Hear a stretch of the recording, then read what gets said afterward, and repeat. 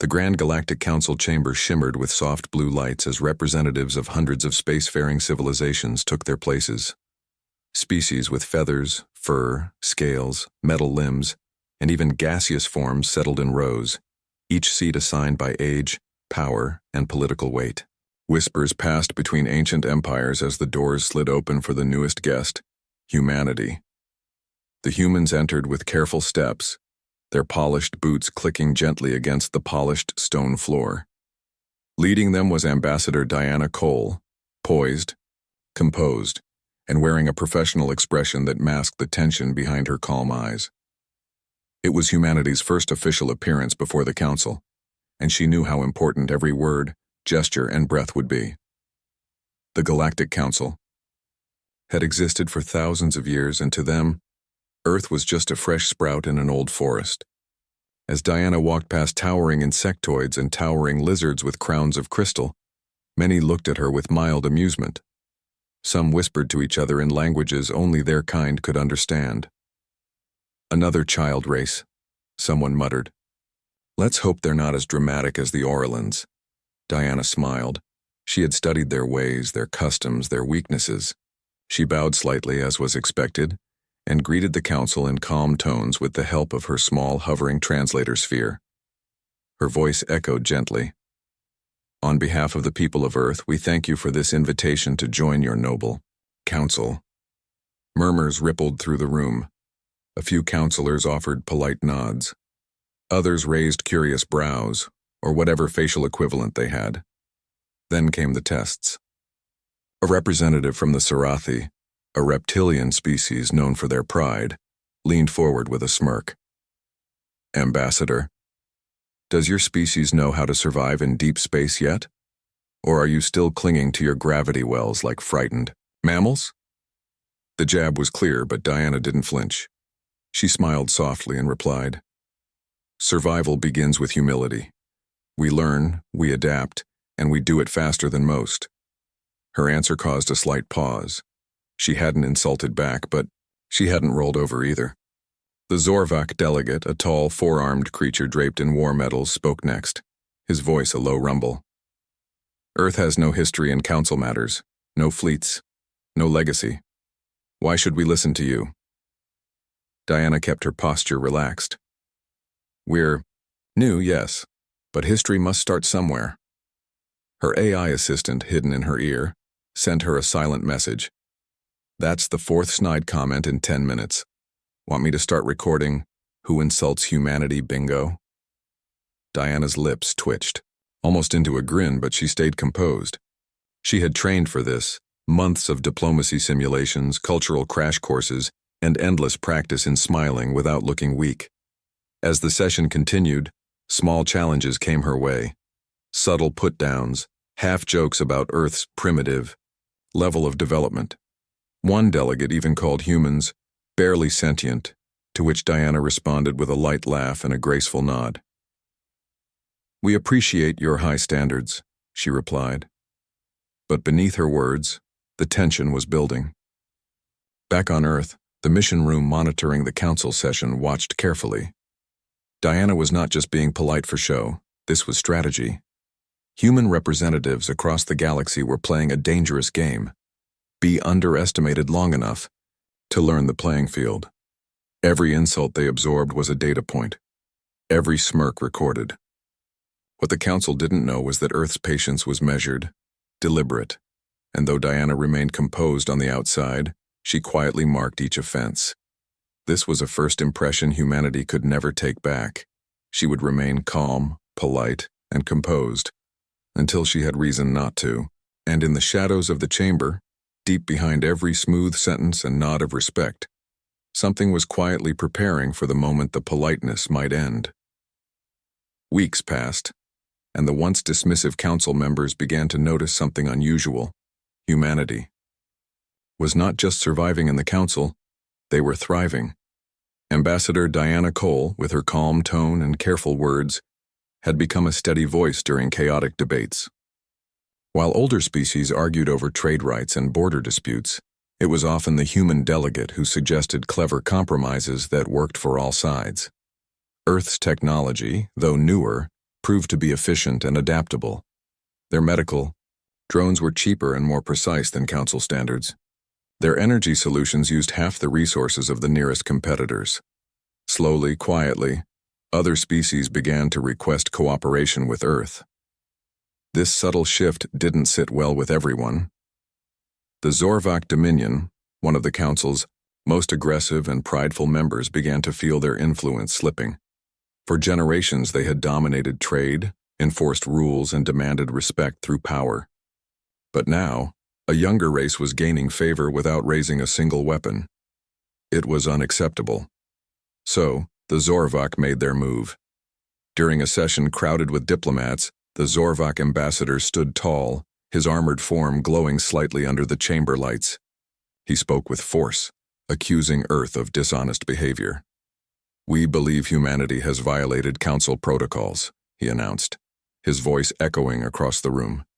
"They have planted hidden code and shared technology, designed to spy on other species." A wave of murmurs passed through the delegates. Diana remained still, her expression unreadable.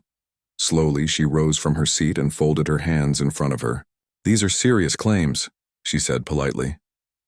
"Do you have proof?" The Zorvak didn't hesitate. A hologram appeared above the chamber, grainy footage showing a human technician near a console, followed by flashing screens that suggested data transfer. It looked suspicious, almost too perfect. Some counselors exchanged nervous glances. Diana's eyes flicked toward the image, then back to the ambassador. Her voice was steady. "Thank you," she said softly, "for this creative fiction." A few heads turned in surprise.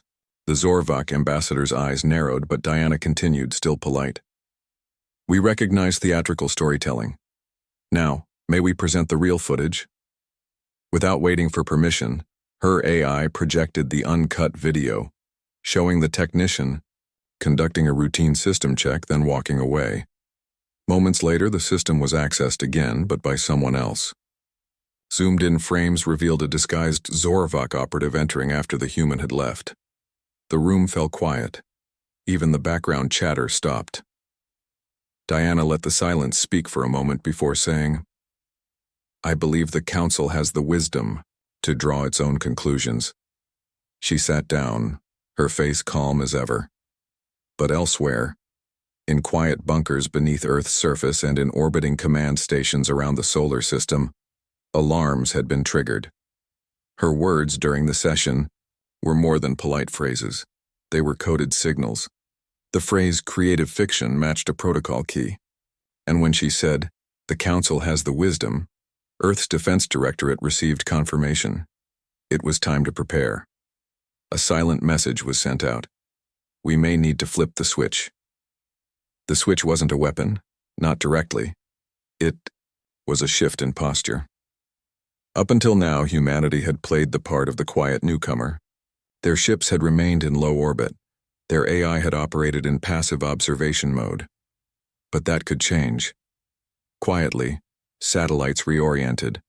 Surveillance systems in Council space recalibrated. Backup diplomatic agents reviewed evacuation, routes, and defense plans. Earth had no intention of starting a war, but they also had no intention of being the target of one. Back in the Council chamber, Diana offered a calm smile. The Zorvak ambassador sat down, clearly rattled. The other species, especially the smaller ones, began to look at the humans differently. They weren't loud, they weren't aggressive, but they saw everything, recorded everything, and waited until the moment was right to reveal the truth. The message was becoming clear. Humans weren't weak. They were simply holding back. And while the Council hadn't seen the full strength of Earth's mind or muscle yet, a silent warning now hung in the air. Diana's voice remained soft, her manner respectful. But something in her eyes had shifted, and the Council knew testing humanity's limits might soon reveal what lay beyond their polite surface. The Council chamber was unusually quiet that day, filled with a tense kind of stillness, like the air before a storm. A special session had been called, and the seats were all occupied, every species present and alert. Ambassador Diana Cole of Earth entered 10 minutes early, just as expected. Her walk calm, her expression pleasant, her eyes scanning the room, with quiet awareness.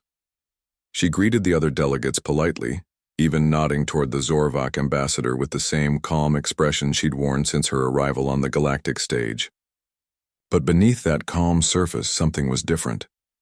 She took her seat and waited, listening as the council chair formally opened the session.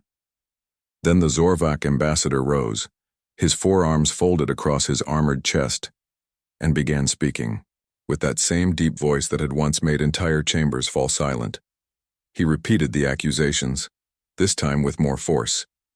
He claimed Earth had tampered with shared council systems, that their diplomacy was a cover for infiltration, and that they could not be trusted.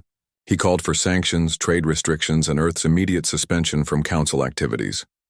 Whispers rose around the chamber, a few nods of agreement, many uncertain glances, and others watching Diana with interest. And then it happened. Diana stood, not in haste, not in anger, but with the smooth grace of someone who knew exactly what they were about to do. Her voice, when it came, was quiet but clear. "I have remained polite," she began, looking directly at the Zorvak ambassador, "because diplomacy demands it. But politeness, like all things, is a choice." The room hushed completely. No translator drones buzzed. No side conversations continued. Everyone was listening. Without changing her tone, Diana raised her hand and activated her AI. A projection lit up the chamber. Footage, high quality and uninterrupted, showing a group of Zorvak operatives slipping into a human outpost under the cover of a supply exchange. The footage zoomed in as one of them connected a device to the central console, planted false data, and then left, triggering an automated alarm that only activated after they'd gone. The scene was clear, undeniable. A long, uncomfortable silence followed. The Zorvak ambassador began to rise, but Diana didn't give him the chance. "This operation," she continued, "violated 6 interspecies cooperation treaties, 3 council integrity clauses, and the peace accord your own dominion signed barely 50 years ago." Another display appeared, lists of violations, dates, logs, and internal reports Earth had been quietly collecting for months.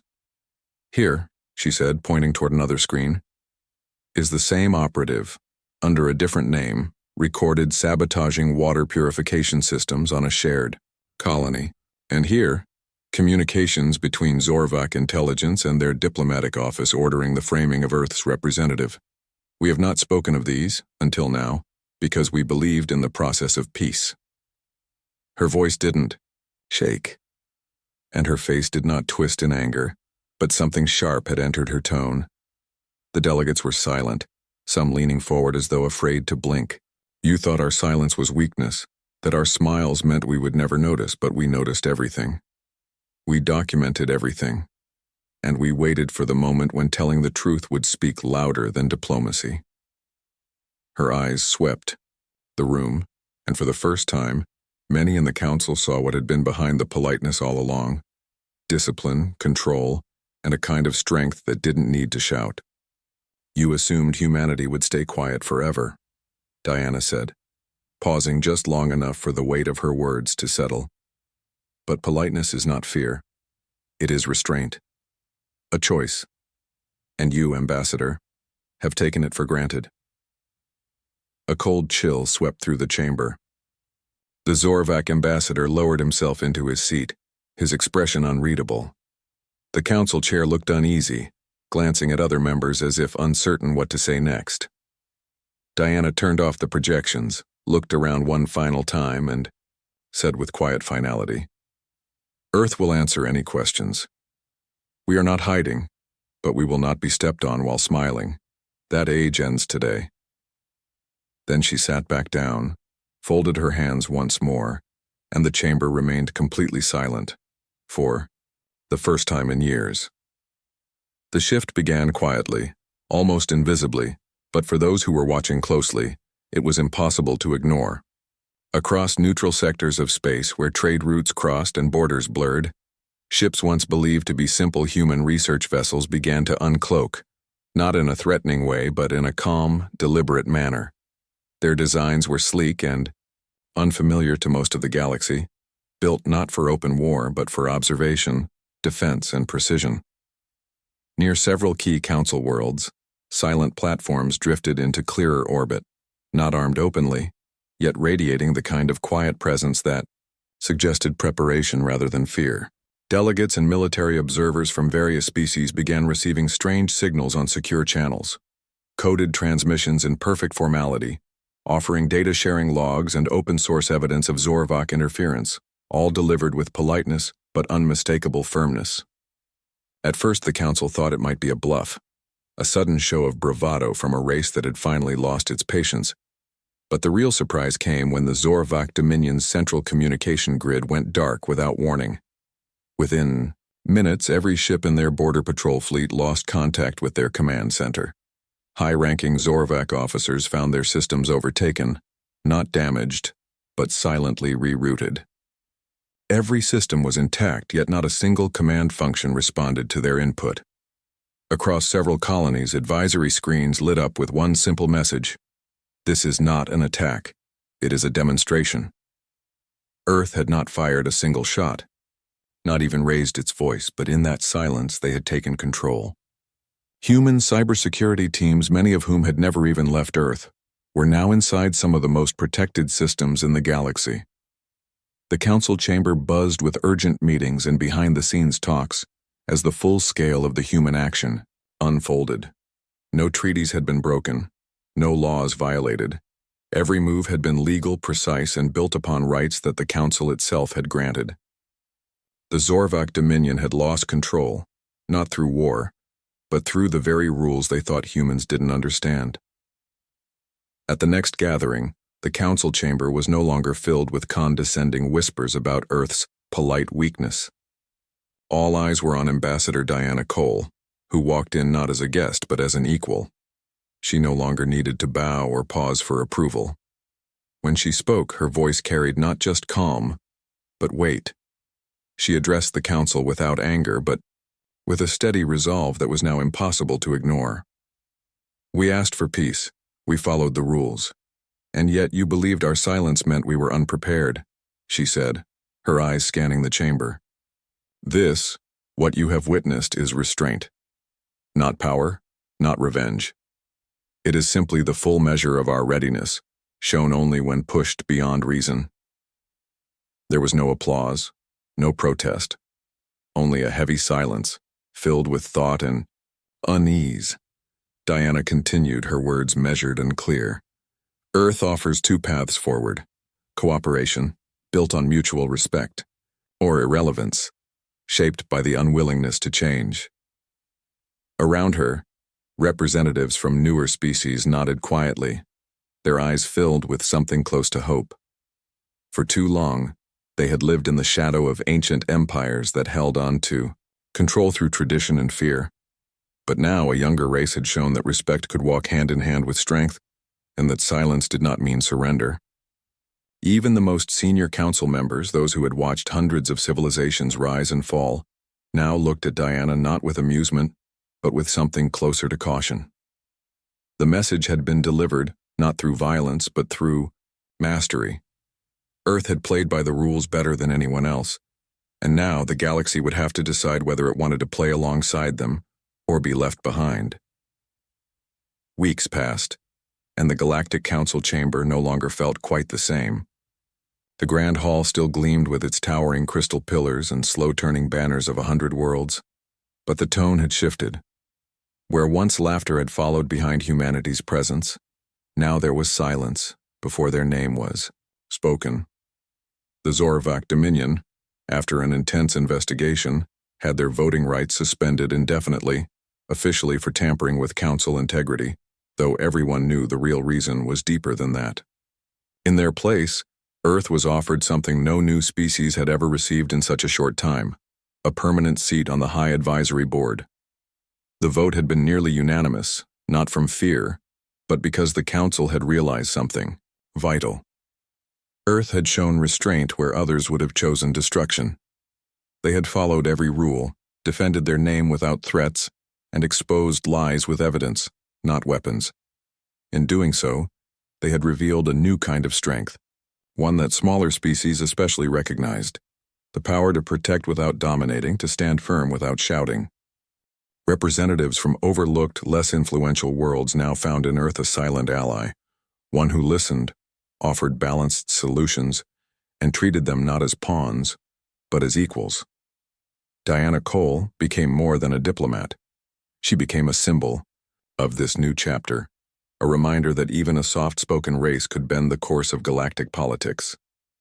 Her meetings were now requested in advance, her time guarded by assistants, and when she entered the chamber, the room stood. No one mocked Earth's manners anymore.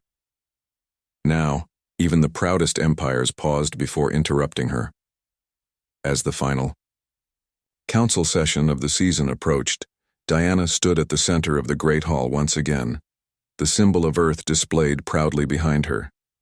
She wore the same calm expression, her voice as even as ever, but something in her gaze held a quiet power that all the delegates now recognized. "We are honored to have earned your trust," she said, her words echoing softly across the still air. "Our intentions have never changed. We came here to work with you, not against you. We came with respect, and we still offer it. But let us all remember, respect is strongest when it is mutual." She paused, allowing the weight of her words to settle before she smiled gently, as she had so many times before, and added, "We're happy to be here. Truly. Just don't make us regret being polite." A few delegates laughed awkwardly, unsure whether it was a joke or a warning, but the nervousness in the room was unmistakable. Diana's smile held, calm and composed, but beneath it, everyone could sense the message was real. Somewhere deep in the council's archive systems, someone had quietly marked the date of Diana's third speech, not with her name, but with a phrase that had begun spreading quietly among staff, officers, and even citizens across the galaxy. It started as a whisper, then a headline, then finally a ceremonial name: the day polite mode shut down. No one forgot it, not because it was loud or violent, but because it was precise, unshakable, and impossible to ignore. Humanity had not roared into the stars. They had simply walked in, observed, smiled, and waited for the moment the galaxy truly saw them. Now, as they sat at the highest table of interstellar decision-making, it was clear to all: the age of underestimating Earth was over.